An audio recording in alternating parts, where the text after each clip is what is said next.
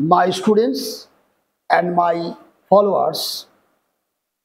Today I am here with a Bengali story that I am going to translate from Bengali to English just to show you how you can translate each and every Bengali sentence into English, having their tense and sense of active and passive and all other things that we are going to learn in my classes. Okay?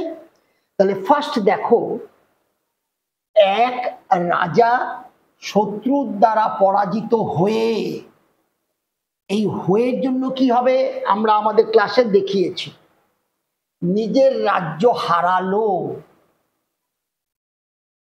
তাহলে প্রথম সেন্টেন্সটায় ক্রিয়াপদ কোনটা? বাংলা ক্রিয়াপদ হারালো, এবং এই বাংলা ক্রিয়াপদের শেষ উচ্চারণ লো, তার মানে এটা সিম্পল পাস্টের অ্যাক্টিভ ফর্মে লিখতে হবে, কারণ এখানে রাজা সাবজেক্ট, সে নিজেই হারালো। ক্লিয়ার? তার মানে সাবজেক্ট যখন নিজে কাজ করে, অ্যাকশন করে, তখন আমরা অ্যাক্টিভ করব, এবং বাংলা ক্রিয়ার শেষ উচ্চারণ লোতে শেষ হয়েছে, তাই এটা সিম্পল পাস্টের অ্যাক্টিভ ফর্ম দিয়ে করব, অর্থাৎ সাবজেক্ট, ভার্বের সেকেন্ড ফর্ম অ্যান্ড অবজেক্ট। তাহলে এক রাজা, তার মানে আমরা ওয়ান্স দিয়ে শুরু করি, তাই না? ওয়ান্স দিয়ে শুরু করি। Once a king, clear? হারালো তার রাজ্য, তাহলে এটা লস্ট করে দিই, V2, lost his kingdom. Kingdom মানে রাজ্য, ঠিক আছে? তাহলে once a king lost his kingdom, তাহলে এক রাজা হারিয়ে ফেললো, এ কিং লস্ট নিজের রাজ্য, হিজ কিংডম, শত্রু দ্বারা পরাজিত হয়ে, এই অংশটা এখন আমরা লিখব।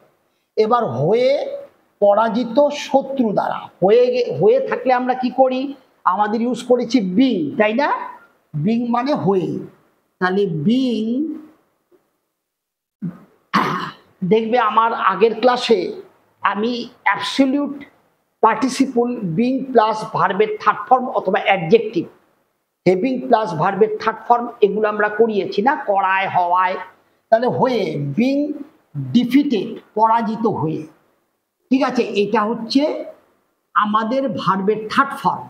তাহলে বিং ডিফিটেড, পরাজিত হয়ে শত্রু দ্বারা, তাহলে by the enemies, by the enemies. Clear? তাহলে আমাদের বাক্য শেষ হলো। এবার দেখো, যে কোনো উপায়ে সে তার রাজ্য ফিরে পেতে চাইল। তাহলে প্রথমেই একটা বাংলা বাক্য পাওয়ার সাথে সাথেই প্রথমে ভার্ব দেখো, ভার্ব, বাংলা ক্রিয়াপদ দেখো। ক্লিয়ার ব্যাপারটা? তাহলে আমরা কি দেখলাম এই বাক্যটায়, যে ক্রিয়াপদের শেষ উচ্চারণ চাইলো লোতে শেষ হলো, তার মানে এটা সিম্পল পাস্টের অ্যাক্টিভ, তাই না? তাহলে যে কোনো উপায়, সেটা আমরা পরেও লিখতে পারি, আগে সাবজেক্ট দিয়ে শুরু করি, সে চাইলো, ঠিক আছে? তাহলে হি, চাওয়া ইংরাজি ওয়ান্ট, তার ভার্বের 2 নম্বর পাস্ট ফর্ম, সে চাইলো, হি ওয়ান্টেড। কি চাইলো? ফিরে পেতে, তাহলে পেতে, তাই না? যখন আমরা দেখি বাংলা ক্রিয়াপদ তার ক্রিয়াপদের সাথে তে আছে, পেতে, যেতে, খেতে, নিতে, তাহলে আমরা ইনফিনিটিভ ইউজ করি, 2 + V1। তাহলে পেতে, টু গেট, ফিরে না, back, to get back, get back মানে ফিরে পাওয়া, তাহলে টু গেট ব্যাক, ফিরে পেতে চাই। কি ফিরে পেতে চাইলো? তার রাজ্য, তাহলে হিজ কিংডম, হিজ কিংডম, ঠিক আছে? এবার দেখো, যে কোনো উপায়, আমরা কি লিখবো? একটা ফ্রেজ লিখবো, যে কোনো উপায়, অ্যাট এনি কস্ট, যে কোনো উপায়, হয়ে গেল অ্যাট এনি কস্ট। দেখো, প্রথমেই একটা বাংলা বাক্য যত বড়ই হোক তার ক্রিয়াপদ বের করো, ক্রিয়াপদের উচ্চারণ দেখে তার টেন্সটাকে চিনো এবং সেটা অ্যাক্টিভ না প্যাসিভ সেটা দেখো, দেখে সেই অনুযায়ী সাবজেক্ট তারপর ভার্বের স্ট্রাকচার বসানোর পর বাকিগুলো দেখবে automatically they will be running to come at you, isn't it? Next দেখো, তাই সে একটি সৈন্যদল তৈরি করলো। এই বাক্যটা তাই সে একটি সৈন্যদল তৈরি করলো, আমার বাংলা ক্রিয়ার শেষ উচ্চারণ করলো, লোতে গিয়ে শেষ হলো, তার মানে আমার পাস্ট টেন্সে অ্যাক্টিভে করতে হবে। তাই আমরা বসিয়ে দিই সো হি, সে তৈরি করলো, মেড ভার্বের 2 নম্বর ফর, সিম্পল পাস্টে হচ্ছে সাবজেক্ট V2 ভার্বের 2 নম্বর, তাহলে হি মেড একটি সৈন্যদল, a troops, clear? So he made a troops, তাই সে একটা সৈন্যদল তৈরি করলো, ঠিক আছে? এবং 6 বার সে চেষ্টা করলো, তাহলে এবং অ্যান্ড কি করলো? চেষ্টা করলো, আগে লিখে দাও, অ্যান্ড সে চেষ্টা করলো, তাহলে হি তো একবার লিখেছো, তাহলে ভার্বের 2 নম্বর লেখো, অ্যান্ড হি ট্রাইড, হি তো লেখাই আছে, অ্যান্ড ট্রাইড 6 বার, এই জায়গাটা কি লিখবে? 6 বার, কোনো প্রবলেম নেই, 6 বার একবারই লিখবে, অ্যান্ড ট্রাইড 6, এইটাকে প্লুরাল করে দাও, 6 বার মানে এইটাকে প্লুরাল করে দিতে হবে নাউনটাকে, ঠিক আছে? অ্যাডজেক্টিভ 6 একে প্লুরাল করতে হবে না, নাউনটাকে করে দাও 6 টাইমস, অ্যান্ড ট্রাইড 6 টাইমস, ঠিক আছে? শত্রুকে তাড়াতে, তাহলে তাড়াতে, তাহলে তাড়াতে to drive away, drive away মানে তাড়িয়ে দেওয়া, ঠিক আছে? তাহলে টু ড্রাইভ অ্যাওয়ে কাকে? শত্রুকে, দ্য এনিমিস, ক্লিয়ার? শত্রুকে তাড়াতে চেষ্টা করলো, কিন্তু প্রতিবার ব্যর্থ হলো, তাহলে কিন্তু আমরা বসিয়ে দিই বাট,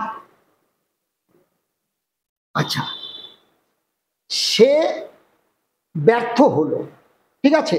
তাহলে দেখো ব্যর্থ হওয়া, আমি আমার লাস্ট ক্লাসে একটা ইডিএম দিয়েছি, এন্ড ইন স্মোক, ঠিক আছে?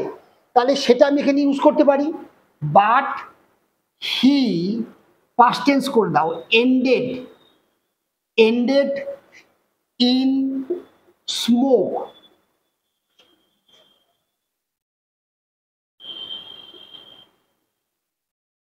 তাহলে এন্ড ইন স্মোক মানে এটা একটা ইডিয়াম, ব্যর্থ হওয়া, তাহলে but he ended in smoke, কিন্তু সে ব্যর্থ হলো প্রতিবার, every time, every time, clear? এবার দেখো অবশেষে সে একটি গুহায় লুকিয়ে পড়ল, তাহলে আমরা কি লিখব? অবশেষে, অ্যাট লাস্ট, লুকিয়ে পড়া ইংরেজি হাইড, তার 2 নম্বর লুকিয়ে পড়লো হিড, অ্যাট লাস্ট সে লুকিয়ে পড়লো, হি হিড, কোথায় লুকিয়ে পড়লো? ইন এ কেভ, একটা গুহার মধ্যে লুকিয়ে পড়লো, ঠিক আছে? ভালো কথা। একদিন সে দেখলো, তাহলে ওয়ান ডে সে দেখলো, হি ভার্বের পাস্ট ফর্ম লেলো, হি স, সে দেখলো, কি দেখলো? একটি মাকড়সা গুহার ছাদে উঠতে চেষ্টা করছে, হি স দ্যাট, সে দেখলো যে আ স্পাইডার, মাকড়সা, স্পাইডার, এই স্পাইডার কি করছে? সে দেখলো একটা স্পাইডার চেষ্টা করতেছিল, এই টার্মে আসবে, সে দেখে, সে দেখে মানে যেহেতু এটা পাস্ট টেন্সে আছে, দেখলো একটি মাকড়সাকে গুহার ছাদে উঠতে চেষ্টা করছিল, চেষ্টা করছে মানে চেষ্টা করিতেছিল, পাস্ট কন্টিনিউয়াসে চলে যাবে, that a spider was trying, চেষ্টা করছিল কোথায় উঠতে, টু ক্লাইম,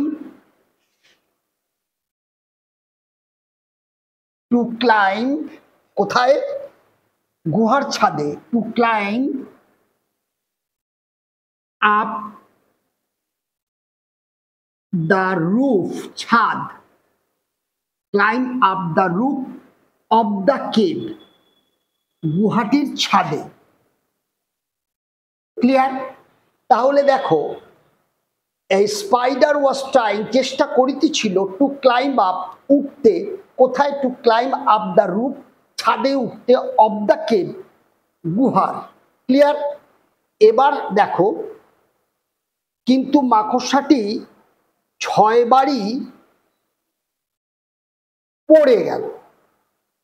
তাহলে আমি কি লিখবো? But the spider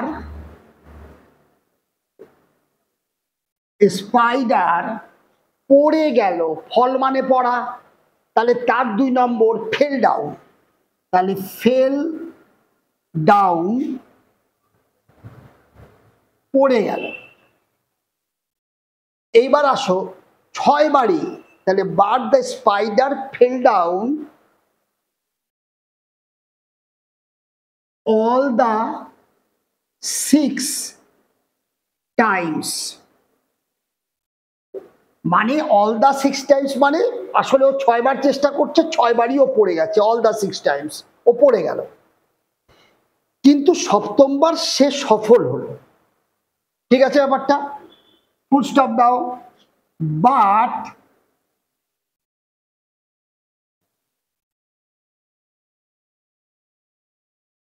he succeeded, সফল হলো, হি সাকসিডেড at 7th attempt, উপরে আমরা লিখে দিই, নিচে আর লেখা যাচ্ছে না।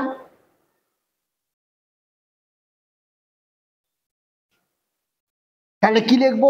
at the 7th attempt। ঠিক আছে? তাহলে কি হলো? সে সফল হলো 7th অ্যাটেম্পটে। ক্লিয়ার? এবার দেখো কি বলছে, এতে উদ্বুদ্ধ হয়ে, আবার হয়ে আসছে, বিং, এতে মানে অ্যাট দিস। ঠিক আছে? তাহলে বিং ইন্সপায়ার্ড,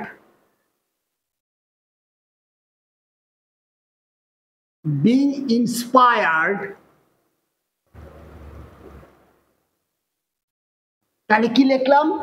বিং ইন্সপায়ার্ড মানে হয়ে উৎসাহী। আমরা বলছি বিং হেভিং এর পরে ভার্বের থার্ড ফর্ম। তাহলে কি হলো? উৎসাহিত হয়ে, বিং ইন্সপায়ার্ড অ্যাট দিস, এতে। ক্লিয়ার? তাহলে এতে উৎসাহিত হয়ে রাজা আবার চেষ্টা করলো। দ্য কিং ট্রাইড এগেইন, চেষ্টা করিয়াছিল, ট্রাইড এগেইন, আবার চেষ্টা করেছিল, তাই না?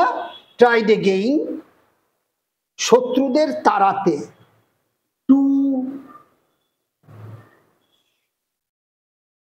Drive away the enemies. Clear? আচ্ছা, এবার দেখো এবার কি বলছে, এবং সফল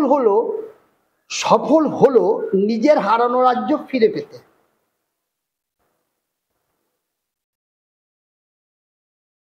তার মানে এটাকে একটু মুছে দিই,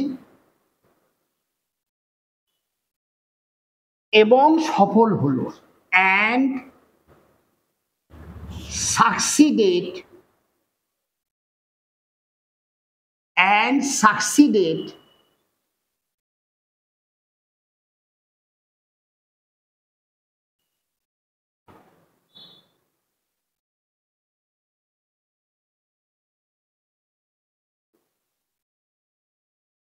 succeeded